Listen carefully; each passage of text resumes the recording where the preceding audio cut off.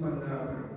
Señor, ayúdame a mí a poder darla, que no sea un impedimento, Señor, y tampoco que menoscabe o por alguna condición mía le reste a tu palabra. Ten misericordia, Señor, y ayúdame, Señor, a poder llevar este tema en esta noche, Señor, a poder darte la honra y la gloria, Señor Jesús. Que nada, Señor, se centre en mí, que nada, para nada sea yo una distracción, Señor, sino que por el contrario, tu palabra sea exaltada en todo, Señor.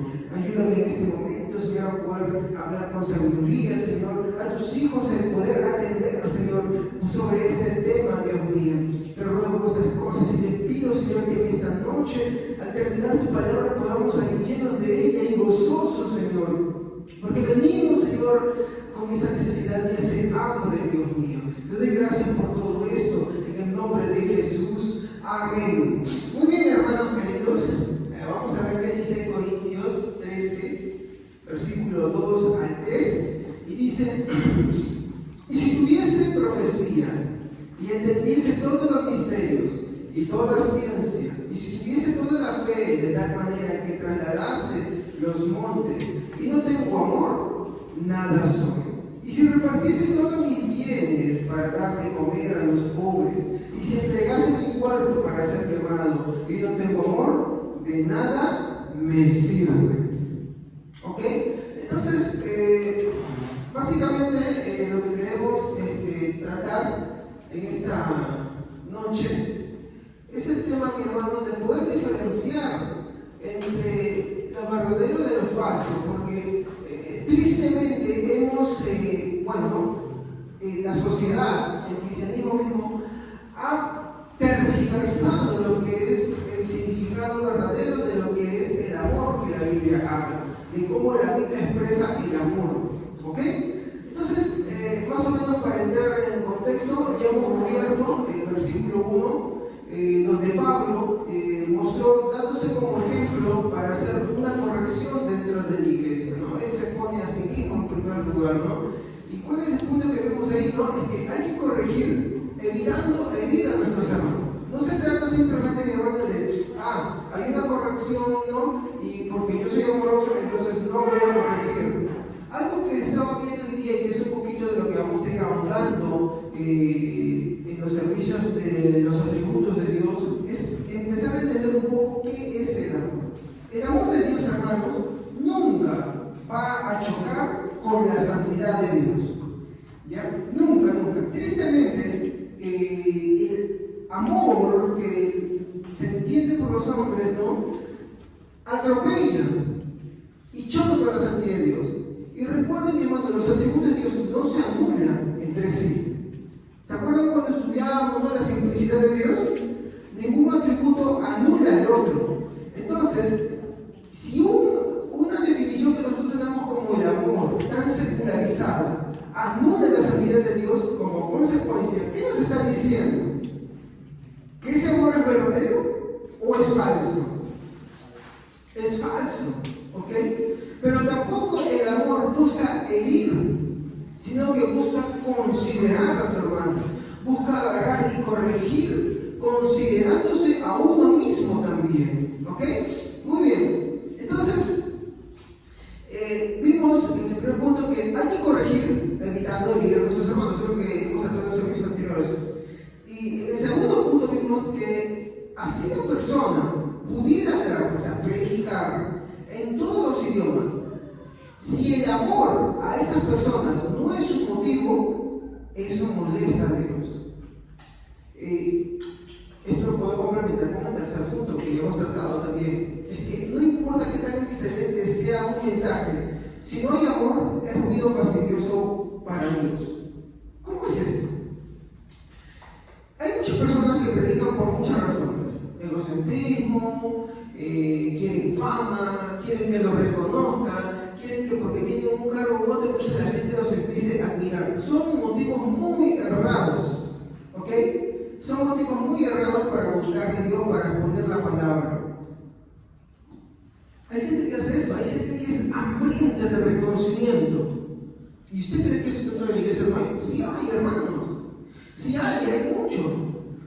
¿Y qué es lo que nos muestra el versículo 1 de Corintios? que en la exposición de la predicación no importa que tan excelentes sean las palabras o los idiomas que uno pudiera dominar, si es que el amor no está ahí, es ruido para Dios. ¿Ok? Es ruido, fastidia y incomoda a Dios. Es fastidioso, es como metal que recibe, como que retiñe, como címbalo que resuena. No da una nota, no da un tono, mi hermano, es incómodo y es fastidioso. ¿Ok? Entonces, ahora nos encontramos en el versículo 2 y menciona algunas de las cosas que ya hemos estudiado y que en el capítulo 14, ¿no?, aclararemos más, ¿no? Entonces, el versículo 2 nos va a mencionar algunas cosas, ¿no? Va a tocar algunos aspectos, ¿ya? Entonces, ¿qué es lo primero que va a tocar? Por ejemplo, ¿qué dice el versículo 2? Y si tuviese profecía y entendiese todos los misterios y toda la ciencia y tuviese toda la fe, de tal manera que trasladase los montes y no tengo amor, nada soy.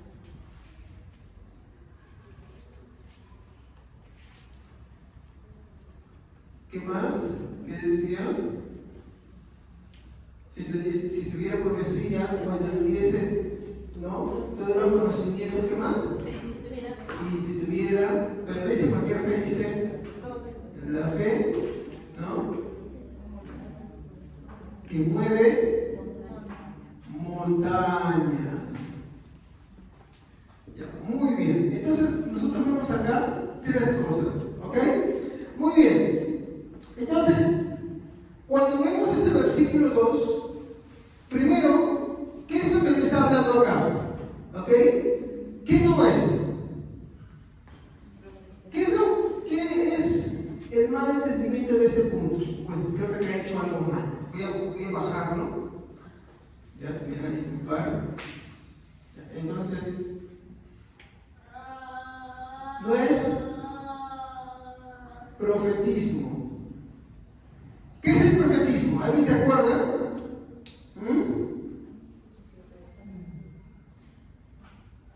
¿Se acuerda alguien qué es el profetismo?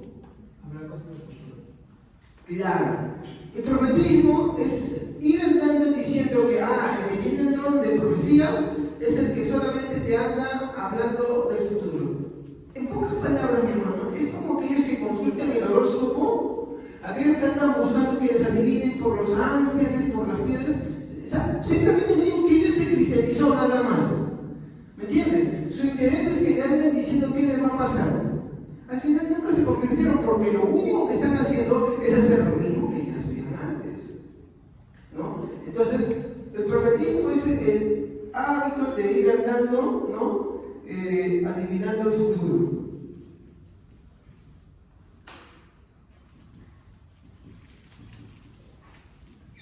Entonces, no es profetismo, ¿ya? No es profetismo. ¿Qué sí es, hermano? ¿Qué es la profecía? Básicamente, en su traducción básica, es hablar en lugar de, en este caso, Dios, ¿no? Eso es lo que es la profecía, básicamente. Entonces, cuando nosotros vemos, mi hermano, en realidad que la profecía nunca lo confundamos con esta práctica que vemos constantemente en todas las iglesias.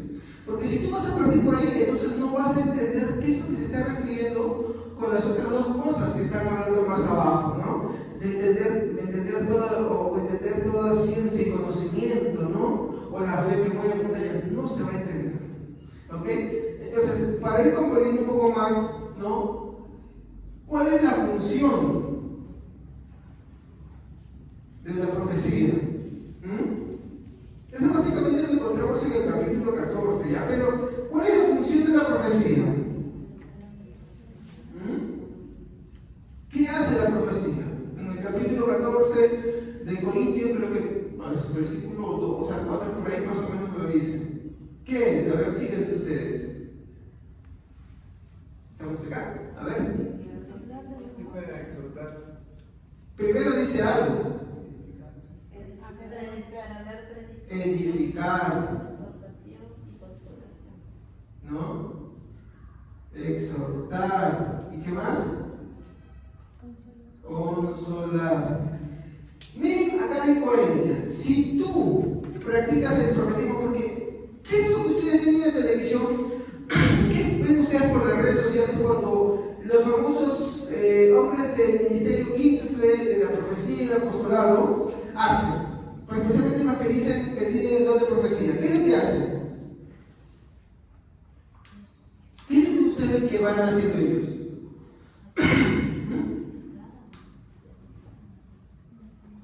¿Han visto ustedes por las redes sociales qué es lo que hacen? ¿Ah? No.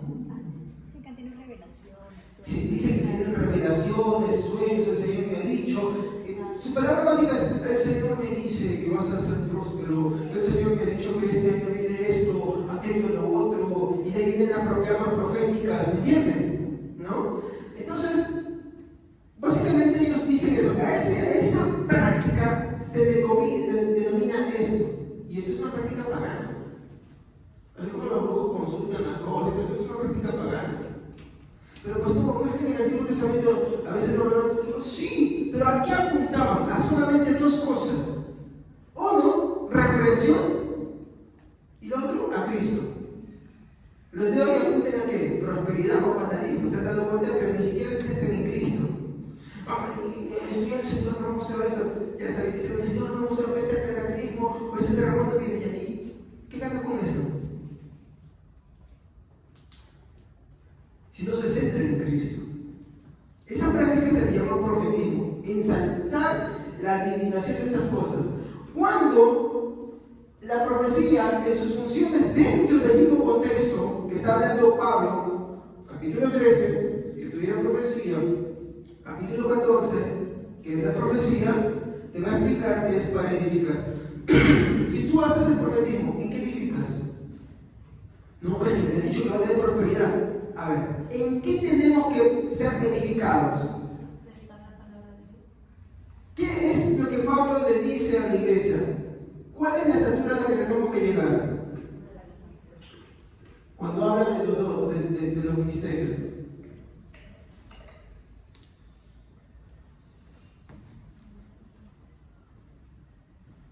Voy a ponérselos así parafraseado. De Cristo. ¿Ok? ¿Y los dones para qué son? Para que lleguemos a la estatura de Cristo, del Hijo de Dios. Entonces, cuando la profecía edifica, ¿en qué te edifica? En el conocimiento de su verdad. ¿De quién? De nuestro Señor Jesucristo. ¿Cuándo te exhorta? Cuando te estás desviando, ¿no? Para llegar a la estatura de Cristo. Te has estancado, empiezas a desviarte, empiezas a tener otras prácticas de la exhortación. Y consolar. Cuando producto de todo esto, ¿no hiciste el caso? O estás pasando por una situación, te consola. Pero te consola simplemente por el consolarte o te da esperanza en Cristo. O sea, al final, todo es Cristo. ¿Me comprenden? De eso se diferencia el mal llamado don de profecía hoy en día. ¿Ok? Entonces, tenemos que tener cuidado, ¿ya? Ahora, cuando entendemos qué es, qué no es y su función, recién va a poder ensamblarse lo demás. ¿Ok? Recién vamos a poder entender todo lo demás. Entonces, en 1 Corintios 13:2, traducción al lenguaje actual, ¿alguien me tiene sino para leerla? Porque acá me tomé tiempo de escribirlo. ¿La tiene alguien? Levante la mano si lo tiene, si no, traducción lenguaje actual. ¿No? Yo se la leo. Dice acá: si no tengo amor, de nada me sirve hablar de parte de Dios. ¿Se dan cuenta que no me lo inventé? ¿Ah? No me lo he inventado, ¿cierto? Miren, la traducción al lenguaje actual ya te lo va diciendo. Dice: si no tengo amor, de nada me sirve hablar de parte de Dios y conocer sus planes secretos. De nada me sirve mi confianza en Dios, la confianza que hace mover montañas. Amén. Entonces, nosotros ahí vamos viendo que la profecía que habla en el versículo 2 no es la práctica del profetismo, que lo único que busca, mi hermano, es distorsionar las cosas. Y eso, mi hermano, está muy mal, hermanos. Por eso es importante entender, mi hermano, qué significa la profecía y entender que estas tres cosas, mi hermano, van a apuntar directamente a Cristo y no a las prácticas que hoy vemos. Ahí, la traducción al lenguaje actual, mi hermano, lo traduce muy bien. ¿Se da cuenta? La traducción al lenguaje actual te dice ir adivinando el futuro a alguien y que la profecía es eso. No te lo dice. La traducción al lenguaje actual, ¿qué te está diciendo? Lo mismo que después te dije acá. Que sí es hablar de parte de Dios. Muy bien. Entonces, el segundo punto, no, porque este lo quiero hacer el primero, acá, yo me confundo a veces. Como soy bajito, entonces no me alcanza a veces. Muy bien. Entonces, el versículo sigue diciendo, y si tuviese profecía, ¿ya entendimos qué es profecía, hermanos? ¿Qué es profecía? El profetismo. Profetismo es la actividad de... Es lo mismo que lo hacen los inconversos. Muy bien. Seguimos. Entonces, ¿qué es la profecía? Eso. ¿En qué se centra? Cristo. Te edifica en Cristo, para que te llegues a esa altura. Te exhorta en Cristo, te consuela en Cristo. ¿Para qué? ¿Para que estemos ahí solamente eso? No, para crecer. Ahora, entendiendo esto, el segundo punto nos dice, y si tuviese profecía y entendiese todos los misterios, y toda ciencia,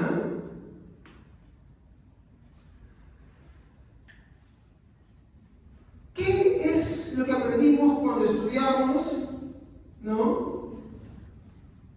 sobre el don de ciencia? Porque el tema del capítulo 13 no se desliga. El capítulo 13 tenemos que enfocarse. De hecho, el capítulo 13 no debería empezar leyendo, sino en el último versículo del capítulo 12 dice, ¿no? Mas yo os muestro un camino mucho mayor o más excelente en amor. Está hablando de los dones en ese contexto. No se ha desligado y el capítulo 14 continúa. Entonces, cuando hablamos de ciencia, ¿qué estábamos estudiando?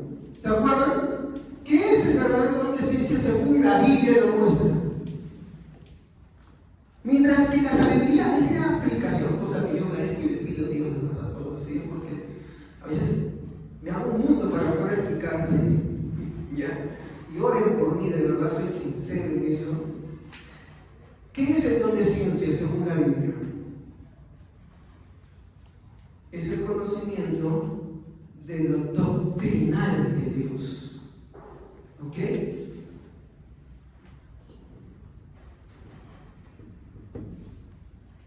Ahora,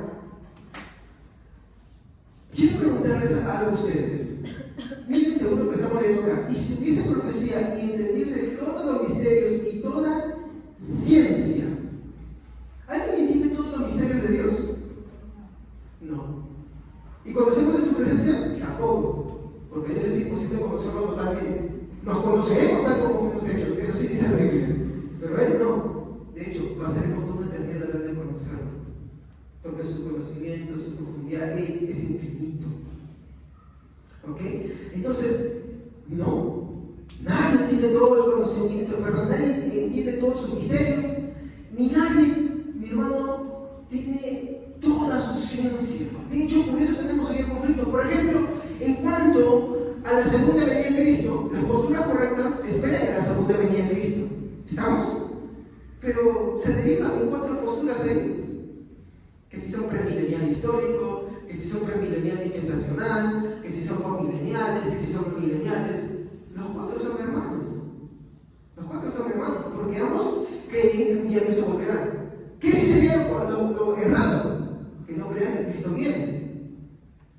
¿Entienden? Porque parte de la la doctrina verdadera es que Cristo va a volver un día por segunda vez. Eso sí, tenemos que esperarlo. Las cuatro posturas lo esperan.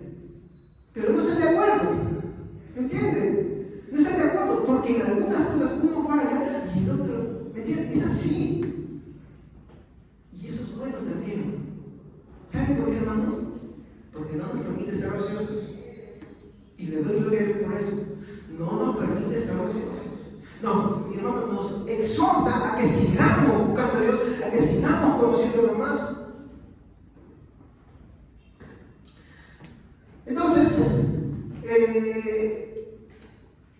si tomamos el contexto, si una persona hablara de parte de Dios, como hemos leído en la traducción del lenguaje actual, vuelvo a leer, dice: si no tengo amor, pero capítulo 13, versículo 2, traducción del lenguaje actual, si no tengo amor, de nada me sirve hablar de parte de Dios y conocer sus planes secretos.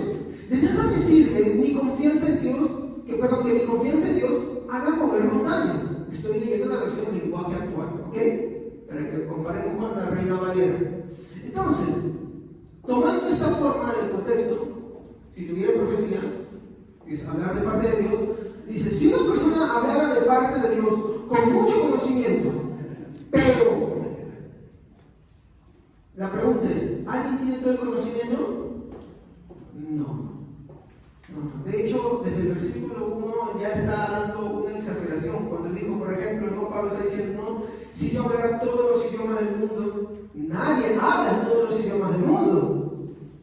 Y ahí vemos las hipérboles. Es una forma de lenguaje en el cual está haciendo sus exageraciones para dar a entender una idea. El tema ahí no son los dones. El tema ahí, ¿qué cosa es? El amor. El amor superior a los dones. Muy bien. Entonces, acá nadie tiene conocimiento. Amén. Entonces, ¿qué es lo que dice? Si una persona hablara de parte de Dios con mucho conocimiento, pero no tiene amor, ¿qué cosa dice? Si no tiene amor,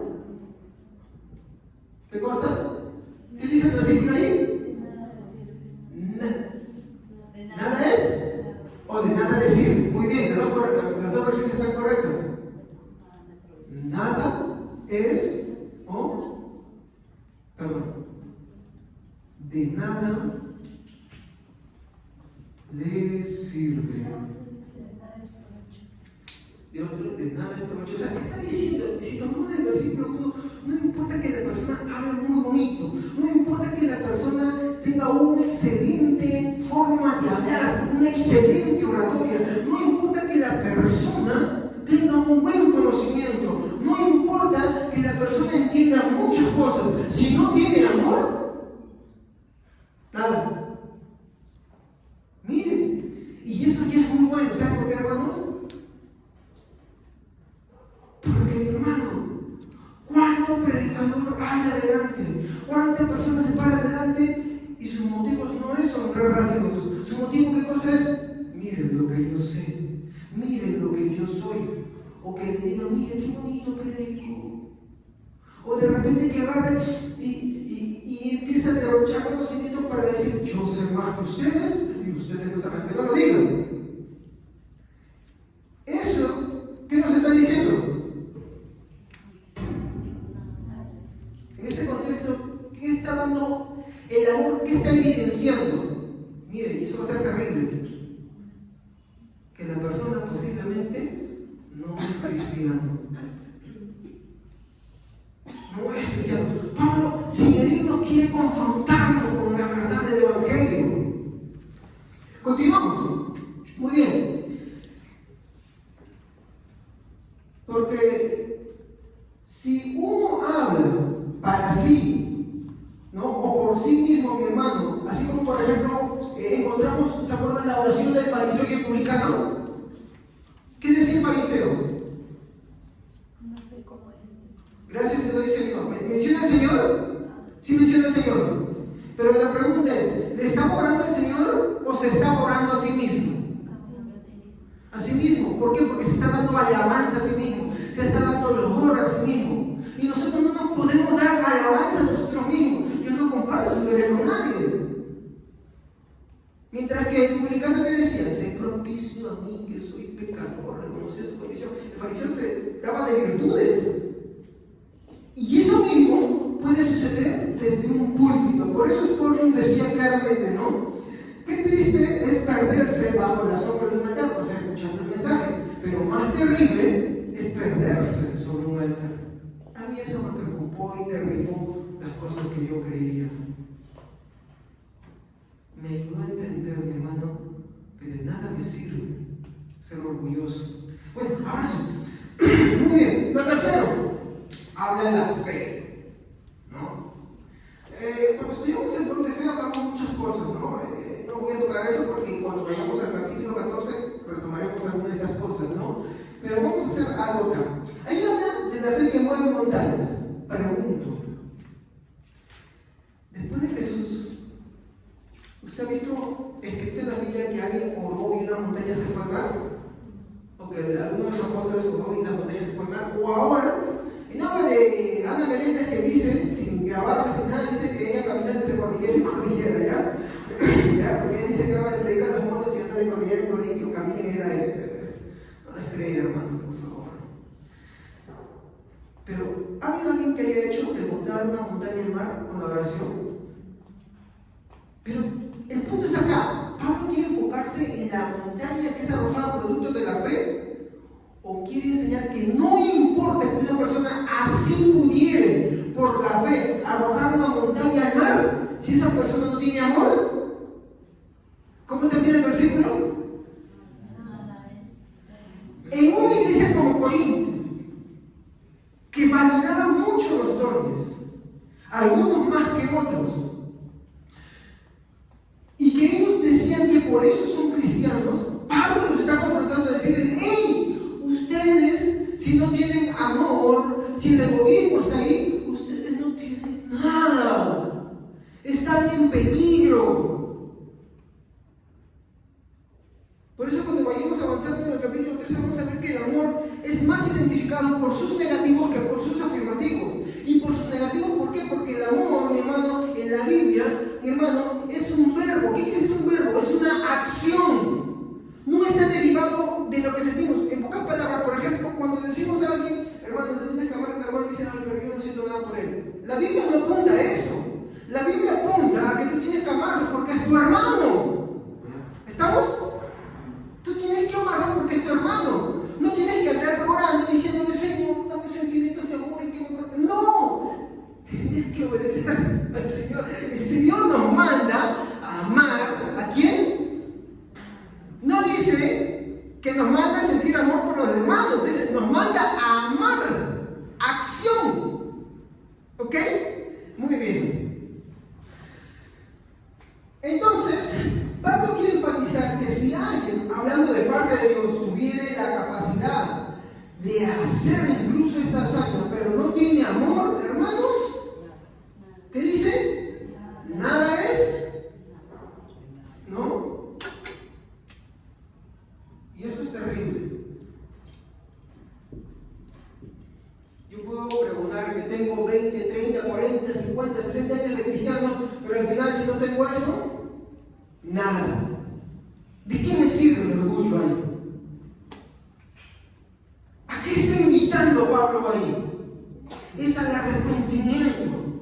De hecho, tenemos el gran error de pensar que somos cristianos porque yo me arrepentí un abril 14 del año 1996, ¿no? O en el 2013 yo me arrepentí. Eso no evidencia que tú eres cristiano. El ser cristiano, mi hermano, es una actitud continua. No se evidencia porque tú dices: yo creí en tal punto, sino porque tú continúas creyendo y continúas arrepintiéndote todos los días. Porque cada vez que tú ves la santidad de Dios, exploras tu vida y al menos a ver eso. Se me fallado. Yo hoy día fallado en el amor de Dios. ¿Cuántas veces? En algunas se me sale, en otras las pienso, y en otras mis impulsos. Entonces, ¿qué me queda? ¿Ser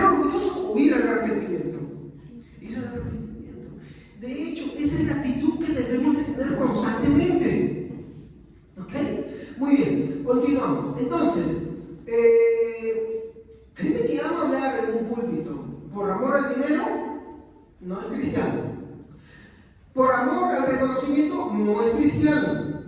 Por amor a la autosatisfacción, no es cristiano, ¿no? Y quieren demostrar que saben más que los demás, no son cristianos. Y poder poner todas las cosas ahí, no es cristiano. Si esas cosas están dentro de tu corazón, yo te invito al arrepentimiento. Te estás equivocando. No es así, Dios no quiere eso. Como estoy diciendo que no leas la palabra de Dios, que no anheles el obispado, no. Anhélalo por las razones correctas. Anhélalo porque el Señor te amó, y como sabes que Él te amó, tú amas a tu hermano, y por amor a tu hermano quieres predicar el Evangelio. Ya no, mi hermano, por las razones erradas. Hay gente que sí, porque no le dan la ofrenda de diezmo, no te predican. Y hasta, bueno, si me das más, hay un mejor mensaje para ti. Escoge tu mensaje, $100, $100, $50, $25. Hasta por tipo de oración. Y criticamos al catolicismo romano. Se ponen tarifas hoy en día. También hay tarifas para iglesias, que sacan el inventario de pastores. Según la cantidad de ofrenda que le entra, es el tipo de pastor que tú tendrás. Estudiado en el seminario de tal, no, si no, aquí tiene menos estudios, pero ahí te vamos poniendo. Si lo quieres más alegre, acá está, mira. Eso no he visto. Eso es triste. Las razones equivocadas. ¿Ok? Ahora el versículo 3. A ver quién lo puede leer el versículo 3. Estamos en Corintios 13. 2, 3. Hemos ya tocado el versículo 1. Amén. Y si repartiese todos mis bienes para dar de comer a los pobres, y si entregase mi cuerpo para ser quemado, y no tengo amor, de nada me sirve. Otra versión, por favor. A ver quién tiene otra versión. Esa es la versión Reina Valera. A ver quién tiene una nueva versión internacional. ¿Qué dice la nueva versión internacional también? A ver, para cotejar versiones. Traducción viviente. A ver, nueva traducción viviente. A ver qué dice.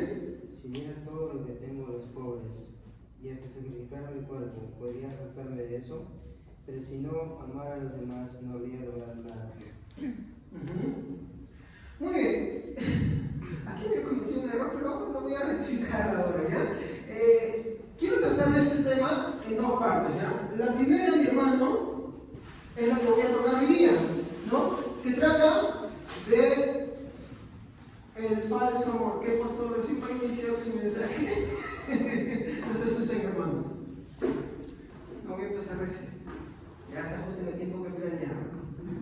Muy bien. Y la segunda, que tiene que ver con la conclusión de este versículo, ¿no? Es ¿cómo es la justificación para salvación por medio de los actos de piedad? Porque hay una gran confusión, hermano. De hecho, el tema de la reforma protestante era sola gratia, sola fe, solo Cristo. Pero ¿cuál era el problema de ese entonces de la Iglesia Católica Romana y de muchos grupos hoy en día? Que piensan que los actos de piedad les dan ¿qué cosa? ¿Qué les dan?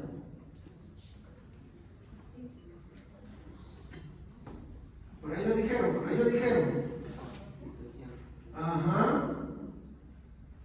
Justificación por los actos de piedad. ¿Y qué son los actos de piedad? Exacto. ¿Y está mal hacer actos de piedad? No, todo buen cristiano hace actos de piedad. Ayuda. Pero, no le vas a hacer, pero ese tema lo vamos a tomar ese día, ¿ya? Porque va a tener que ver mucho con lo que vamos a tratar hoy día. Entonces, lo que vamos a ver ahora es un falso amor, ¿no?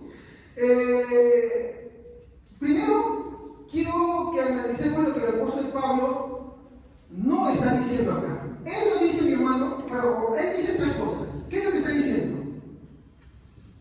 Hay tres cosas que está mencionando ahí. ¿Estamos con Biblias? ¿Qué dice? Yo sé que quiero repartir bienes. ¿Qué más dice? Dar de comer a los pobres. Muy bien. Dar de comer a los pobres. ¿Qué más dice?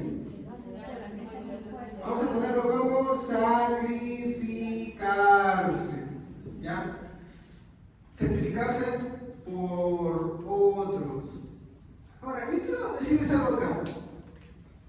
Lo que Pablo, mi hermano, está diciendo que hacer estas cosas, mi hermano, ¿son malas? No está diciendo que son malas, pero está diciendo algo, que hacer estas cosas sin la presencia del amor, ¿qué cosa es? De nada me sirve. ¿Se dan cuenta? Entendamos. No quiero que se malinterprete esto para decir que, usted ha dicho que, bueno, no, repartir bienes, dar de comer a los pobres, sacrificarse por otros, no estamos diciendo que eso no está pasando. No. Pablo no está diciendo que esas sean cosas malas. Lo que está diciendo es que hacerlas sin la presencia del amor es malo. Entonces, si tú vas a ayudar, mi hermano, tiene que ser impulsado por algo más grande, el amor de Dios. ¿Estamos ahí? Hay que tener mucho cuidado. Por ejemplo, en la Iglesia Católica Romana, una de las justificaciones es fe más obra. ¿Ya? Entonces, ¿qué están diciendo? Yo hago buenas cosas y más las obras, entonces eso me da a mí la salvación. Así manifiesta su catecismo. Sin embargo, nosotros entendemos, mi hermano, como protestantes, de que las obras no nos justifican ni nos dan la salvación, pero un cristiano fiel y verdadero, inevitablemente, como consecuencia, hace buenas obras. ¿Cuál es la diferencia? Nuestras obras no nos dan mérito, no nos suman méritos, son una consecuencia. Santiago nos dice, ¿no? ¿De qué le aprovechar al hombre de decir que tiene fe y no obras? ¿Por qué? Porque las obras evidencian, no suman. Evidencian que hay una presencia de una fe verdadera, no suman, no son meritorias. Así se entienden esas cositas.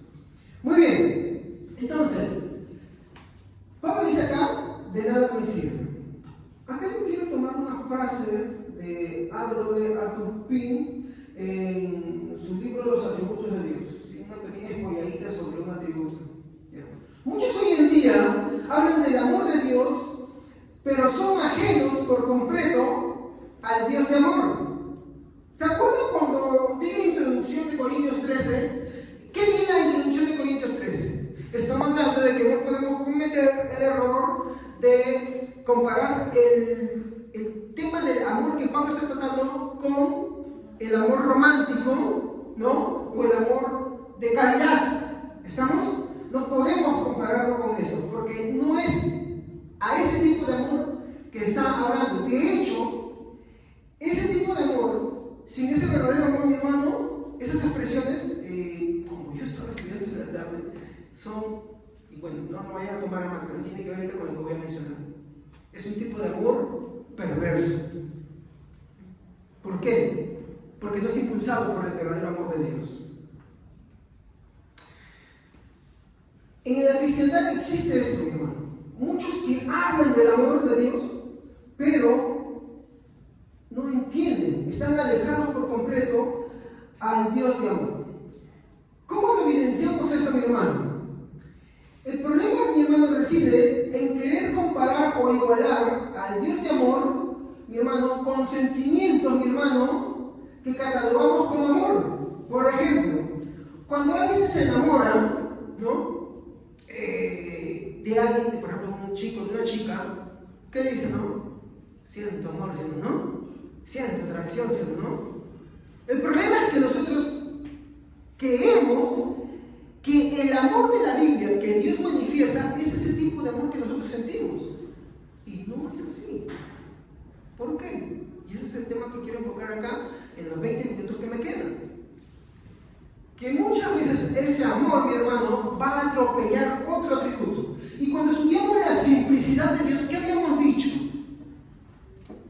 De que Dios manifiesta todos sus atributos a la vez y que ningún atributo va a anular a otro atributo, sino que ambos tienen que cumplirse perfectamente. Eso es la simplicidad de Dios.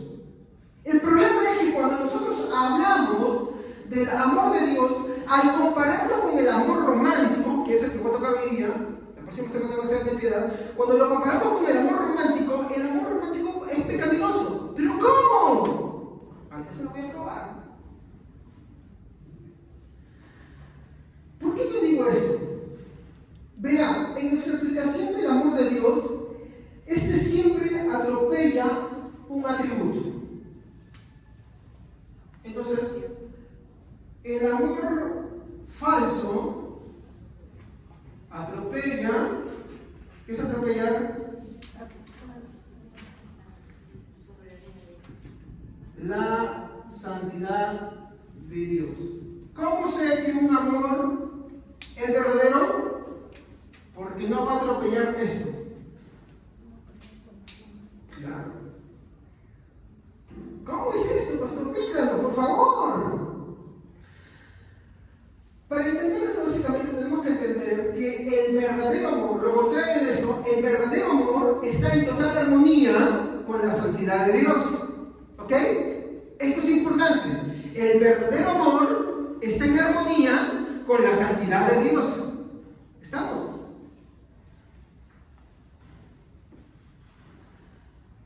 Y acá yo quiero tomar un caso, ¿no? Voy a poner acá para que ponga una ¿no? El verdadero, espero que sea un verdadero, no sé, aquí no. Sí, está aquí.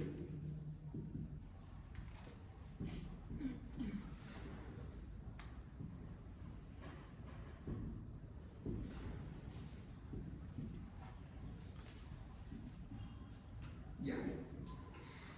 ¿Cómo podemos ver nosotros que un amor es verdadero o es falso? Por lo que les dije, ese no va a atropellar la santidad de Dios, sino que tiene que estar en armonía. Un caso es muy conocido.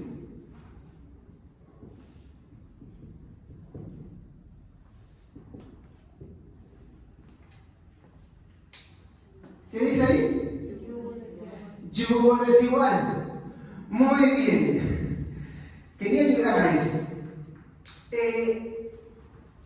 Sabemos que 2 Corintios 6:14 prohíbe las asociaciones con los incrédulos y especialmente las asociaciones afectivas. ¿Qué es una asociación afectiva, hermanos?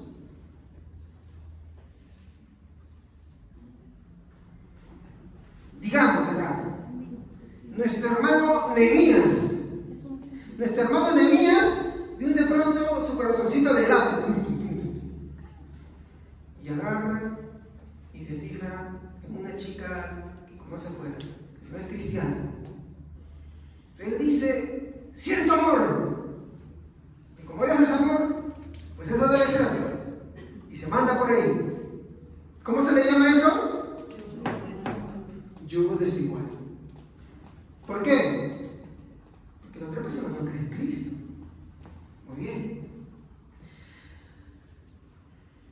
Como les dije, sabemos que 2 Corintios 6:14 prohíbe especialmente las asociaciones con incrédulos y en especial las asociaciones efectivas. Ahora, de repente alguno me dirá que exagerado. Aquí hay un motivo. De hecho, esta es una de las razones por que, mi hermano, inmensas cantidades de cristianos abandonan la iglesia, especialmente los jóvenes. En todos mis años he visto eso. De hecho, a mí también me pasaba. Hermano, de verdad. No quiero hablar desde parar el podio, no, también he cometido estos errores.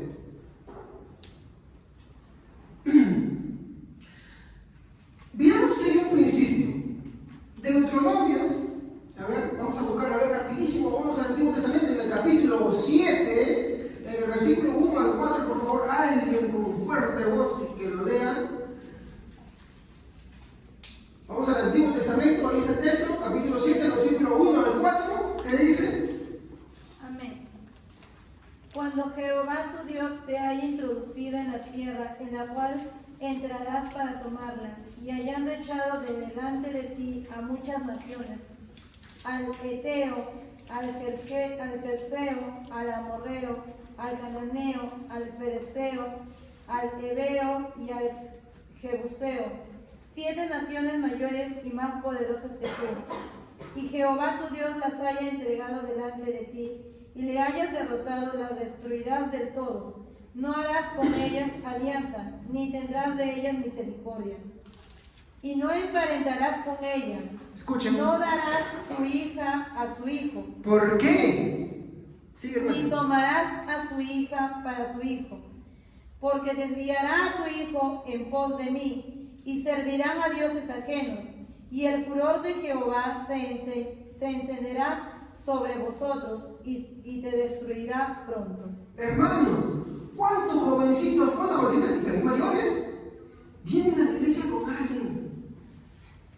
Y posiblemente, mi hermano, es más que esa persona se vaya con ella que se quede. Ay, pero pastor, yo sé que a usted le pasó lo mismo con la hermana Evelyn. Bueno, es que no es la regla. ¿Se acuerdan cuando Moisés está en el desierto? ¿Se acuerdan cuando Moisés golpea la piedra? ¿Se acuerdan? Y sale agua. ¿Se acuerdan? ¿Cuántos se acuerdan de eso? A ver, levanten la mano que se acuerdan cuando Moisés, Dios le dice, anda, corre, y Moisés agarra y golpea la roca. ¿Se acuerdan? Ya, muy bien. Dios le dijo que golpeara la roca o que hablara la roca. Que le hablara. De hecho, el castigo a Moisés y a Aarón fue porque en vez de hablarle, lo golpearon. ¿Ya? Pero pregunto, si Dios le dijo que hablara y él golpeó la roca, ¿qué sucedió después de golpearlo? Ahora, Moisés, ¿obedeció o desobedeció? ¿Por qué salió agua? Porque a pesar de que Moisés y Aarón habían hecho mal, dice que la Biblia que fue porque no lo santificaron delante del pueblo, a pesar de eso, Dios los bendijo. ¿Cómo? Teniendo misericordia de ellos, porque estaban con sed.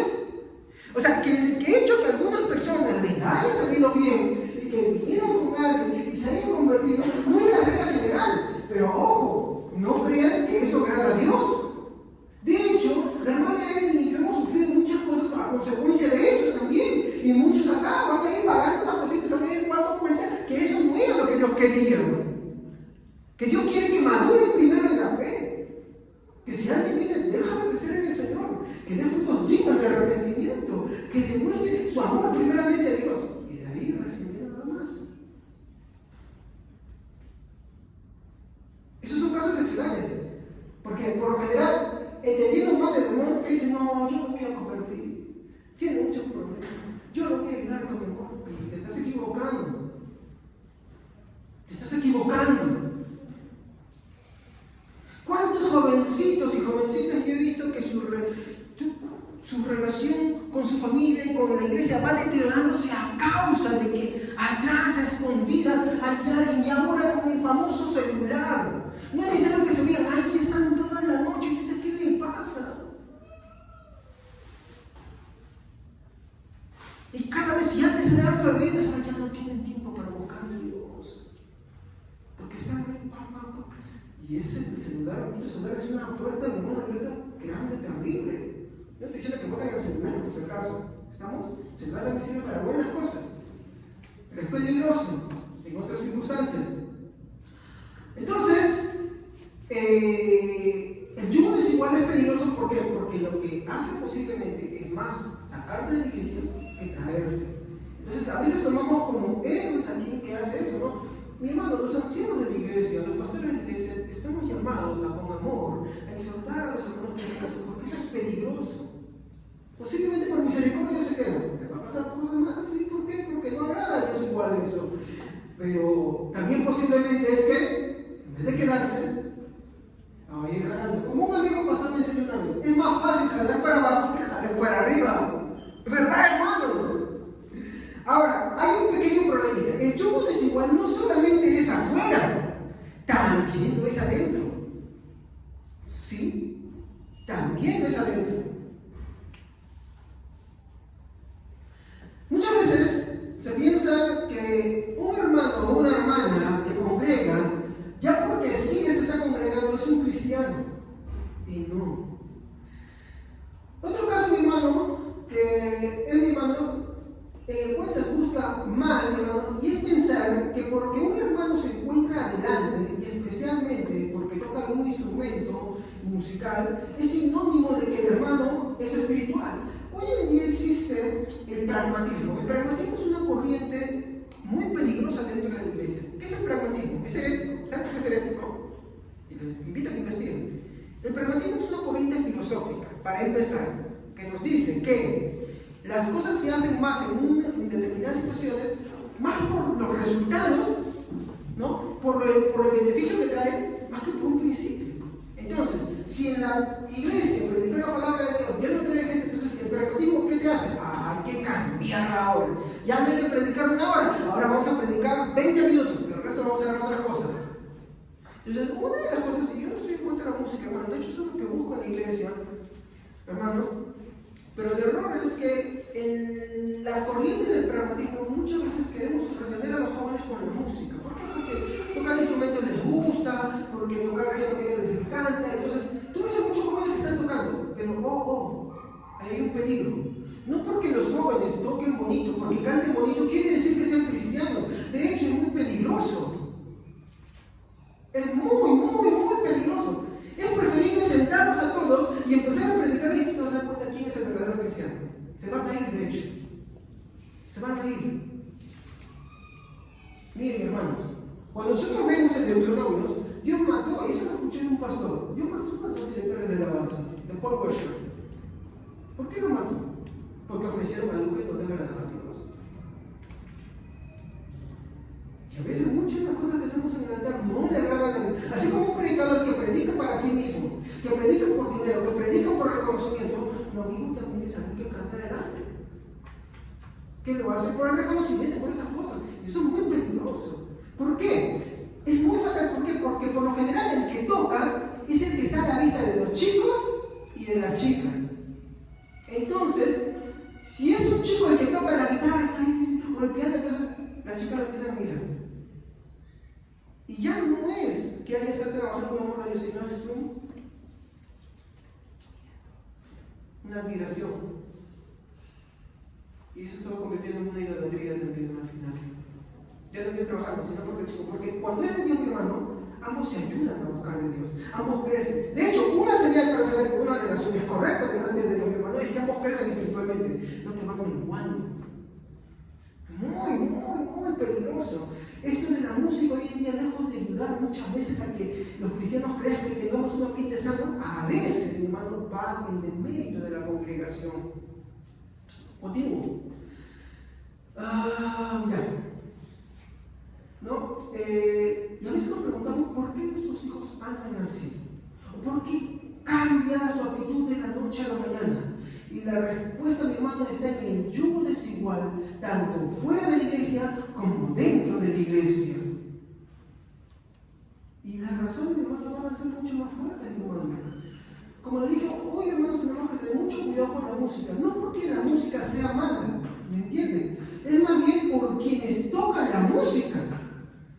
De hecho, la música es un instrumento que nos ayuda a adorar a Dios, que nos ayuda a buscar de Dios también, ¿no? Que tiene que ser, así como la predicación, una forma de instrucción. Pero cuando un joven no tiene a Dios, cuando un joven solamente es puesto adelante porque toca bonito, porque canta bonito, él va a poner como juicio lo que a él le agrada simplemente y no la verdad de Dios. Y cantar es también predicar. Y a veces la iglesia se va. ¿Se dan cuenta que hay cristianos que saben más algunos versículos y algunas frases por la música que por la palabra de Dios? ¿Se han percatado de eso? Y a veces dicen herejías así. ¿Por qué? Porque es lo que están escuchando cantando. Pues hay que tener cuidado. Entonces, no es que la música, mi hermano, para adorar a Dios sea mala, sino es por quienes la tocan. Como escuchamos, mi hermano, yo estoy muy de acuerdo. Y acá me gustaría que eso fuera realidad. Y le pido a los hermanos que nos concentremos en esas cosas, mi hermano. Y es que el músico, mi hermano, tiene que ser el que mejor conoce de la Biblia, el mejor teólogo de la Biblia. Mi hermano, perdón, de la iglesia. ¿Por qué? Porque es aquel que, mi hermano, va a agarrar y va a ministrar a la iglesia, le va a agarrar y de sus cánticos le va a dar a la congregación. Y si lo que va a poner como base va a ser su gusto y no lo que la teología dice, lo que va a hacer, mi hermano, es conducir a la iglesia de mal en peor. Nos preguntamos por dónde empezó a hacer la caída de la iglesia y va por ahí. Sí. Pero como les digo, estoy hablando ahorita de esa parte, ¿no? O sea, estoy poniendo un caso, no quiere decir que solamente la que canta acá adelante, puede ser que no se sienta mal, ya, a veces el yugo es igual, hermano, no, porque el pastor predicaba, mira lo que está adelante, no. Es una reflexión general, para apuntar que también dentro de la iglesia hay hermanos que no andan muy bien. también es un yugo desigual, por más que vengan a la iglesia. Y es peligroso, ¿no? Un músico que no conoce a Dios es peligroso porque aunque pueda tocar bonito, a Dios le desagrada. Hay que ser sincero. Puede manejar, hacerte los acordes, hacerte por acá, por allá, puede cantar bonito, puede hablar bonito, pero si no conoce a Dios es muy peligroso. Es mejor sentarlo y tener evidencia de su conversión, de su búsqueda de Dios, antes que sacarlo adelante. Entonces, hacer yugo desigual, ese es un ejemplo, con alguien así, mi hermano, te llevará de un abismo a otro abismo mayor. Eso es lo que sucede muchas veces. Mi hermano, cuando yo era joven, voy a ser sincero, una de las formas para agarrar y engatusar a mi esposa, hay que ser sincero, porque éramos enamorados, cuando recién la conocí, era que tocaba el piano, mi hermano. Hacíamos eso. ¿Cuántos jóvenes hacen eso? ¿Qué es lo que está en la cabeza de muchos jóvenes? ¿Enamorar? ¿O no? Yo hacía eso también, hermano.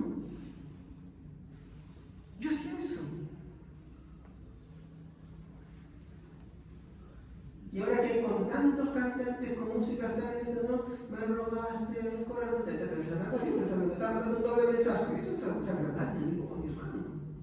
Con tanta música tan ambigua que no sabes a quién están adorando, a quién están cantando. Y no solamente porque la letra que lo diga, sino por la intención de la persona.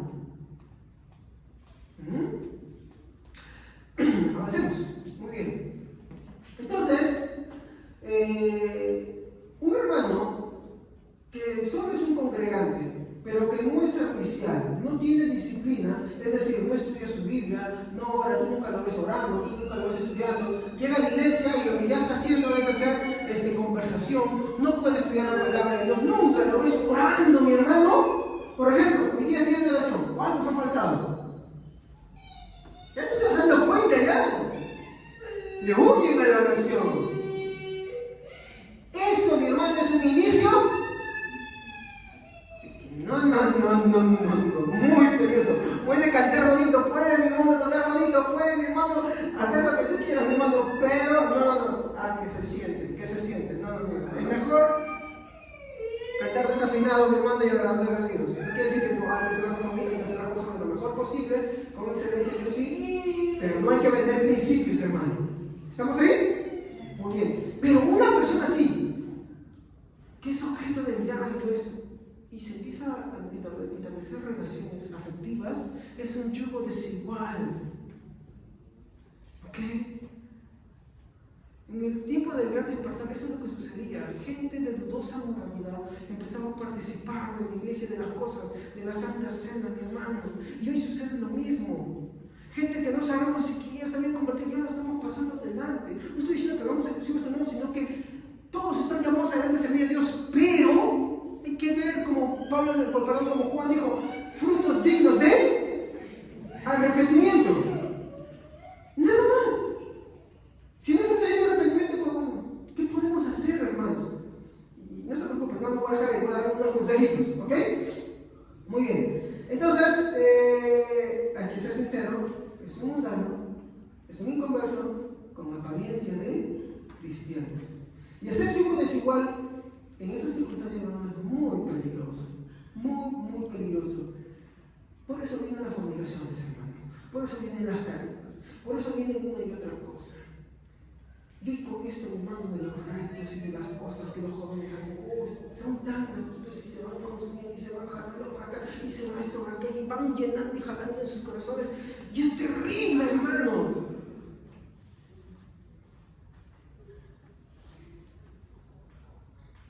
Y esto no solamente es en jovencitos y jovencitas, es incluso en mayores, mi hermano. Mi hermano, que su conducta, su fe se va deteriorando. Y todo esto, mi hermano, tiene su causa en el yugo desigual. Sí. Y ahorita te voy a mostrar la causa, ¿no? Como les dije, el problema, mi hermano, es más grave todavía. Y aquí es donde yo quiero hacer las reflexiones. Hacer yugo desigual en pro del supuesto amor, porque yo siento es peligroso. Por eso tenemos que aprender a redefinir qué es lo que la Biblia habla verdaderamente en su significado de amor. Tenemos que aprender a entender que el amor no es un sentimiento, hermano, para empezar, ¿ok? No es un sentimiento. Dios es acción. El amor de Dios es obediencia. Y obedecer muchas veces no gusta, no agrada, no lo sentimos. Amén. Pero Dios quiere que le demostremos amor, ¿cómo? Obedeciendo. Jesús dijo, ¿no? Si me amáis, guardad mis mandamientos. No dice, si me amáis, decime cosas bonitas, como decía Miguel Arroyo, ¿no? No dice eso, ¿no? Muy bien. Entonces, esto nos lleva a una reflexión. Hacer yugo desigual en pro del supuesto amor no es evidencia de pérdida de salvación. Es algo más riesgoso. Es prueba de que posiblemente la persona nunca se haya convertido. Pero ¿por qué tan exagerado? Déjeme terminar para decirle por qué, hermano querido. ¿No? El que ama a alguien que no pone en primer lugar a Dios está despreciando a Cristo. ¡Ay, qué exagerado, pastor! No, es de verdad.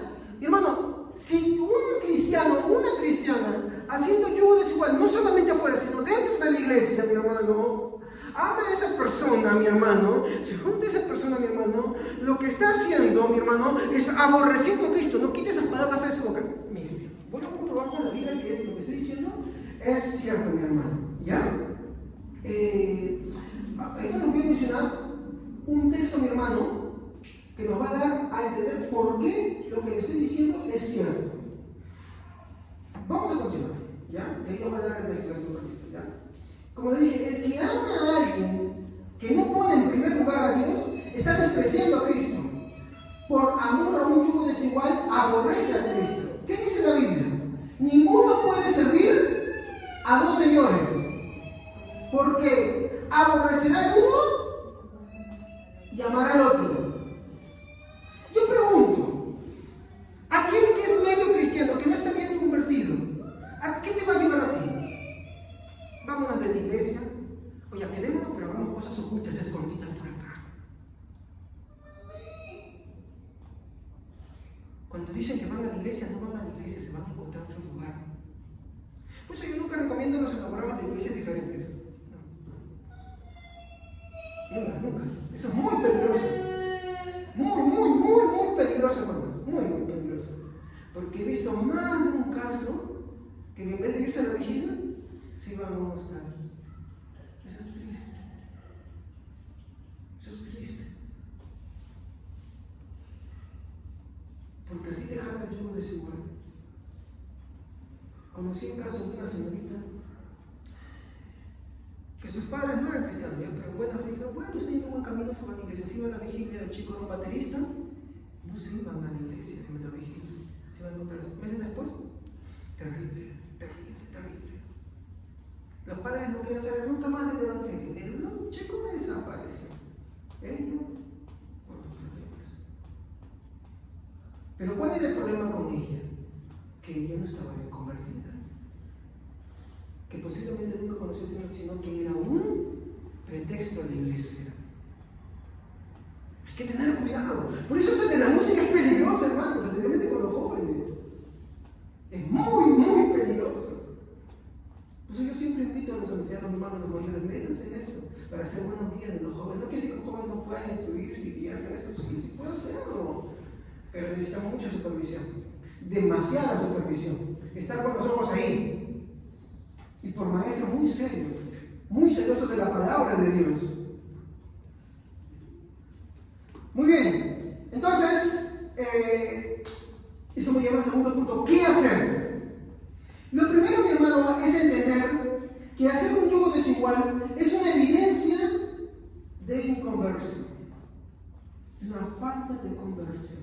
Como le dije, si yo hago yugo desigual es porque no amo bien a Cristo, lo estoy despreciando, es aborrecerlo. La Biblia dice, no puedes amar a los señores, ¿no? ¿Y cuál es la prueba? ¿Qué sucede en estos yugos desiguales? ¿Empiezan a alabar a Dios igual? ¿Empiezan a seguir a Dios igual? Ya no. Poquito a poquito se van retirando, de poquito su conducta va cambiando, otras cosas. Entonces hay que tener cuidado con eso, queridos hermanos. Entonces, lo primero, mi hermano, es entender, eso es para nosotros. No solamente los padres, sino los ancianos de la iglesia, entender que Que si tú ves a un hermano así, no lo hagas, ora. No te digas, uy, hermano, está jugando. No, preocúpate. Ora por tu hermano, con amor. Ora, no lo critiques. Ora. Lo segundo es acércate. Y alguno dirá, no hay que decirle que yo no sé cuánto es, que el problema es mayor que eso, hermano. Por eso dije que hay un consejo bueno. El problema es mucho más grave. Entonces, para tener la solución, mi hermano, hay que entenderlo primero.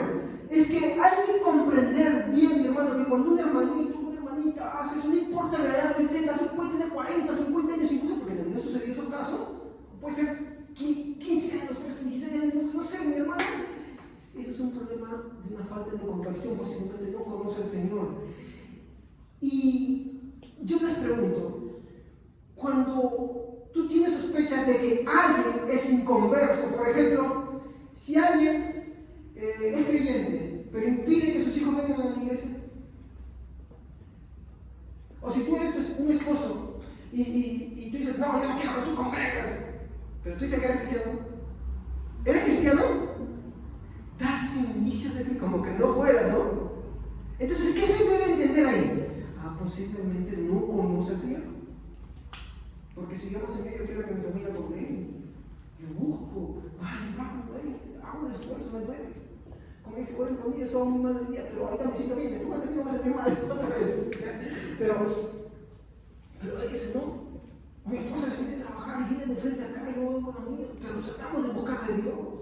Nos apoyamos, pero cuando yo vivo desigual es así. Entonces, hay que entender primero esto, ¿no? Que muchas veces esto, mi hermano, es evidencia de una falta de conversión. Entonces, yo pregunto, ¿qué se hace con un inconverso?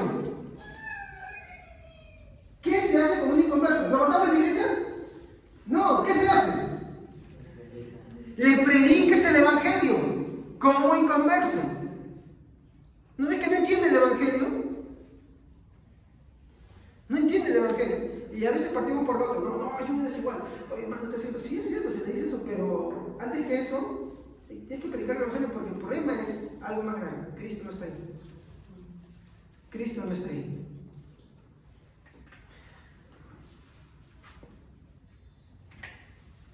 Acá hay otro problema.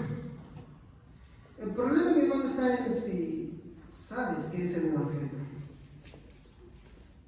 ¿Sabes qué es el evangelio? De eso vamos a tratar, ¿no? La próxima semana, en el mismo versículo 3. Finalmente, un hermano que hace yugo desigual necesita urgentemente del evangelio. ¿Por qué? La respuesta es simple: no tiene a Jesús. Y si se muere en esa condición, ¿qué pasa con alguien que no tiene a Jesús?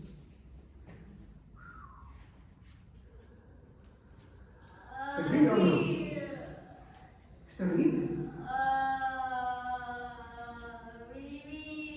Cuando un hermano se yugo desigual, lo que hace mi hermano es llenar su corazón con alguien que, aunque esté en la iglesia, no ama al Señor, pero llena su corazón. No es que empieza a seguirlo. Y ya no es que ame a Jesús y lo ponga en primer lugar, sino que otra persona está ocupando ese lugar como si fuera su Dios. Eso es lo que pasa en el enamoramiento de muchos, ¿sí o no?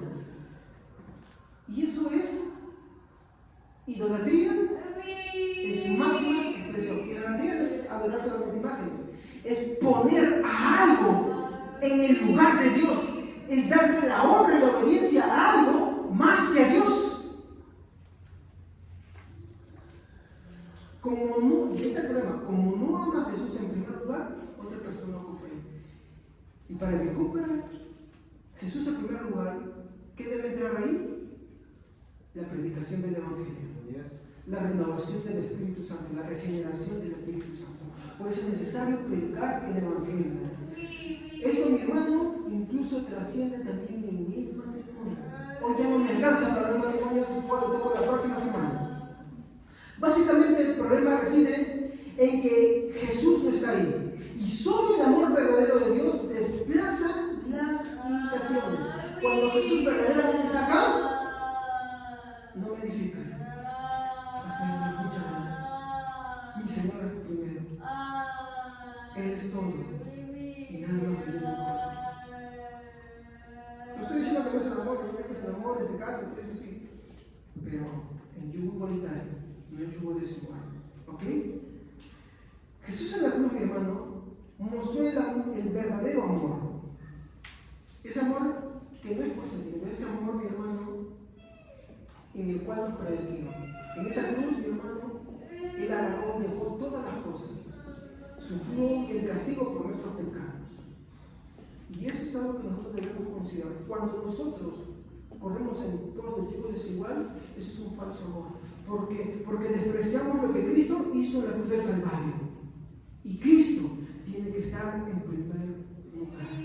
¿Amén, hermanos? Entonces, el punto ahí es el Evangelio, el verdadero amor de Dios. ¿Amén? Vamos a parar de pie. Oh Jesús, ayúdanos en este momento a entender, Señor, que tú debes ocupar el primer lugar. Una de las cosas que la Escritura siempre nos va a certificar de ti es que tú